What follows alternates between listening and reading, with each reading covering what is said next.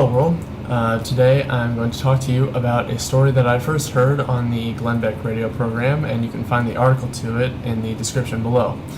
Apparently there was this, well not apparently, there's this law student, Robert Stevens. He's a student at George Washington University, which, and this will be important for later, the tuition for George Washington University averages about $70,449 a year. He sat outside. He sat outside the bank, a Wall Street bank, and he protested. And his version of protesting was just screaming and fake crying. Right there, that bank right there. They foreclosed on my parents' home right there. And at first glance, when you first see this and you don't know any of the facts or anything, you just go to it and see that some kid, some college student is complaining about a bank foreclosing on his parents' home. You're like, oh, what a heart-wrenching story. Oh, he's such a brave person, whatever the liberal bloggers like to say, or he's such a patriot, as the Daily Kos said. Well, not so much. You see, this kid's parents both have college degrees. His dad has a PhD and 2 masters, and his mom has a master's. So, and they're sending their kid to George Washington University, which, as I said, was $70,449 a year. Also, this kid graduated from Carleton University, which averages $42,942 a year. So just from that information, you can probably tell, okay, if their home was really foreclosed on, which I highly doubt, then they can easily buy a new one. I mean, they can afford their kid to go to these expensive law schools. They can't afford a new home, and with all the degrees that they have, they can't afford a new home. I find that very hard to believe. Well, amidst all of that, there's one teensy tiny little fact that this student supposedly, I guess if you want to say this, forgot to mention in his protest. Yeah, his parents' home was never foreclosed on.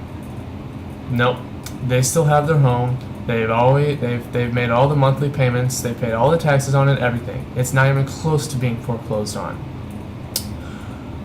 So, as I said, he either forgot this fact, or, if you want my opinion, it just didn't matter to him that he was completely lying about his parents' home being foreclosed on. Just as long as those evil Wall Street people get punished for, I guess, just being Wall Street, doing what they do. They're bankers. They deal in this kind of stuff. It's what they do. So, anyway, as long as the evil Wall Streeters get punished, that's all that matters. Ends justify the means, right? Brand Jones. Now, there are 3 factors here that should have been already deadlocks to the whole "this guy's lying." First of all, as I said, this kid grew up with a silver spoon in his mouth, and I hate to use that cliche, but it's just so perfect here.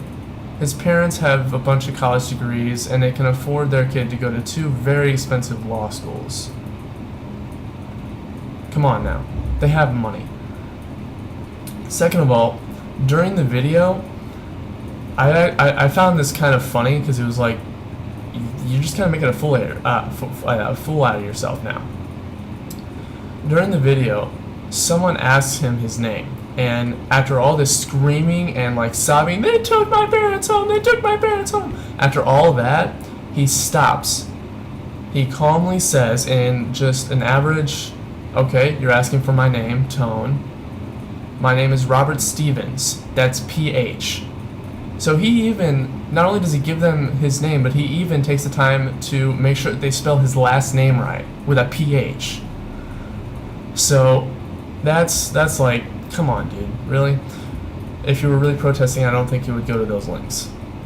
Finally, if you just look at everything around him, all his surroundings, they're all cameras. Nothing but cameras.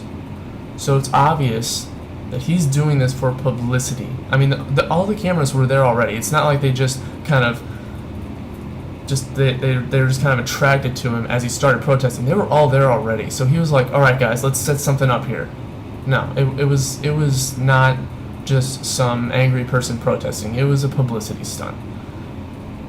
See, the thing I get out of this is, as long as the liberals get their message out, it doesn't matter how you do it. It doesn't matter how much you twist or distort or just lie about the facts, because they know that if they use actual facts, it won't work.